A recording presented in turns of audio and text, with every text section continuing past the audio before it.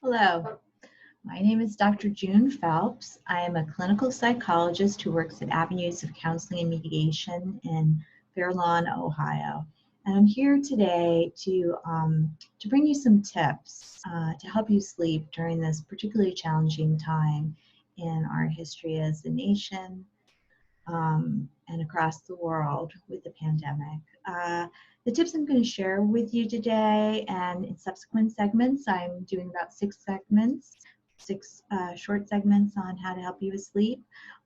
They are derived from cognitive behavioral therapy for insomnia, so an evidence-based approach to help people with sleep.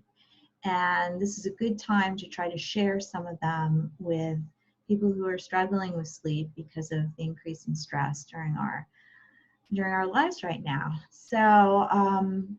So here we go. Let me start off by sharing some information with you about tips to help you fall asleep.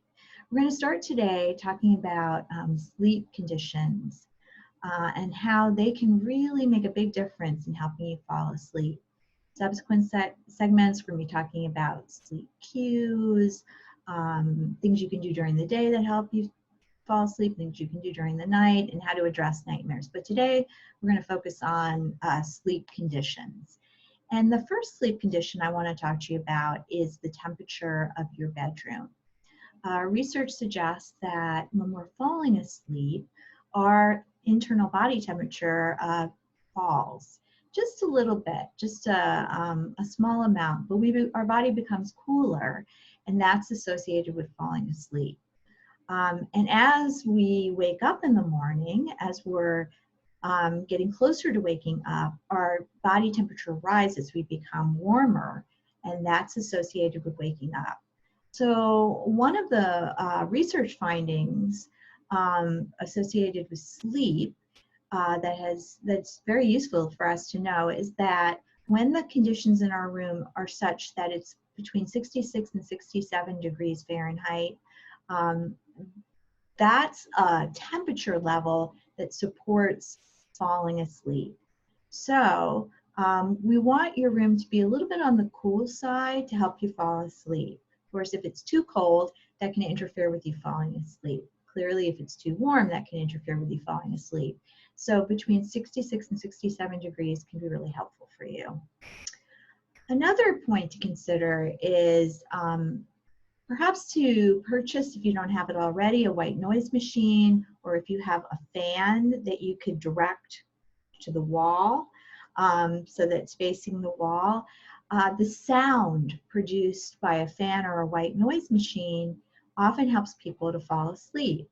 And the reason is that when we are experiencing stress, our minds continue to monitor for indications of danger, even when we're sleeping. We might have a lighter sleep, and if there's a sound in the house, even someone opening the window or closing a bathroom door or a sound outside the house or apartment, that typically wouldn't wake us up. When we're under high levels of stress and our sleep is not as deep, oftentimes those sounds will wake us up. So when we have a white noise machine running or a fan running, that continuous sound muffles those little sounds that would wake us up. And so we're much more likely to have a consistent sleep if we have a white noise machine or a fan going. Third point, light and dark are very significant when it comes to our sleep.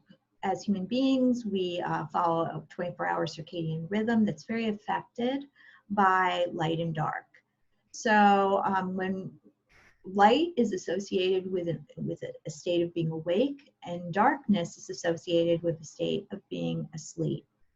So it's very good just to kind of set our circadian rhythms to get them in a normative pattern, to be out in the morning, out in the daylight, to experience some sunshine if possible during the day. But at night, we want, especially when we go to sleep, we want everything to be as dark as possible. And so sometimes people have a charger that has light on it, or a clock that's illuminated, or perhaps they have light coming in through their windows. All of these forms of light can make it more difficult to stay asleep, fall asleep, and stay asleep. So what you want to do is you want to make sure that there are no sources of light in your bedroom when you go to sleep. And some people get room darkening shades, and that can be really, really helpful if you're having trouble falling asleep. So these are just some tips that I hope are helpful to you. The conditions of your room, they really do matter. Okay, so thank you very much. We're going to have subsequent segments in the future that with tips to help you fall asleep. And I just wanted to let you know that my name is Dr. June Phelps. We're at Avenues of Counseling and Mediation. If you're having any trouble with sleep and would like to talk to us, myself or any of the therapists at Avenues of Counseling, please give us a call. Okay, and right now we are providing teletherapy. A lot of insurance carriers are waiving copays and co-insurance, so check into your insurance so that there isn't a barrier for you coming and receiving extra support at this time. Okay, thank you so much. Have a good day.